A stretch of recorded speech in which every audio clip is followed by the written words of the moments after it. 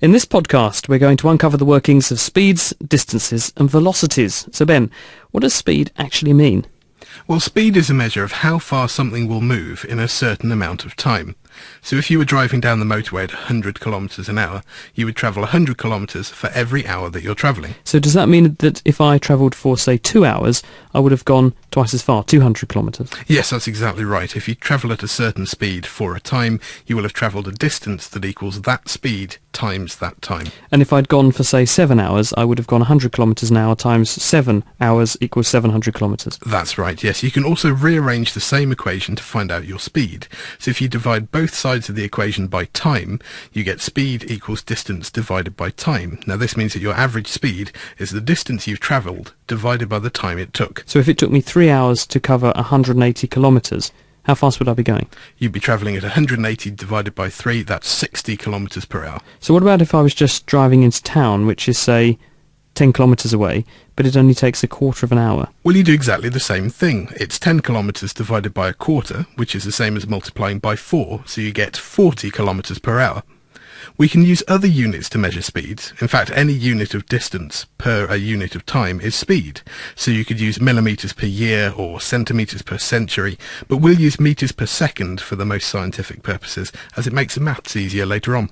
So if I travel 100 metres in 50 seconds, I'll be going at 100 divided by 50, 2 metres a second. That's right.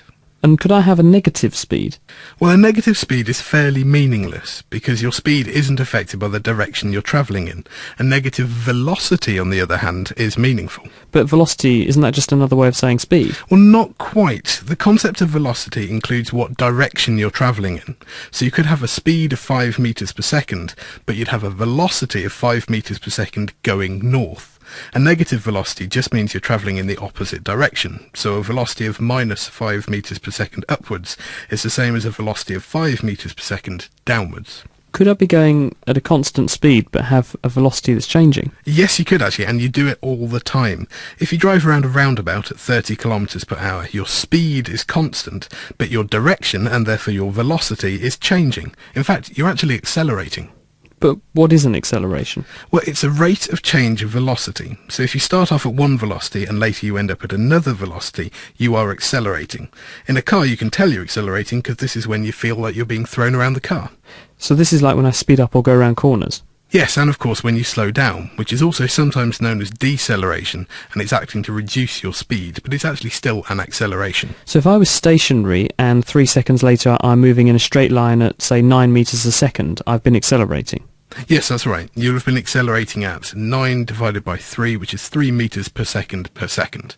So 3 metres per second squared. So why is it measured in metres per second or metres per second squared? Well, acceleration is the amount that velocity changes every second. So it's measured in metres per second, which can be simplified to metres per second squared.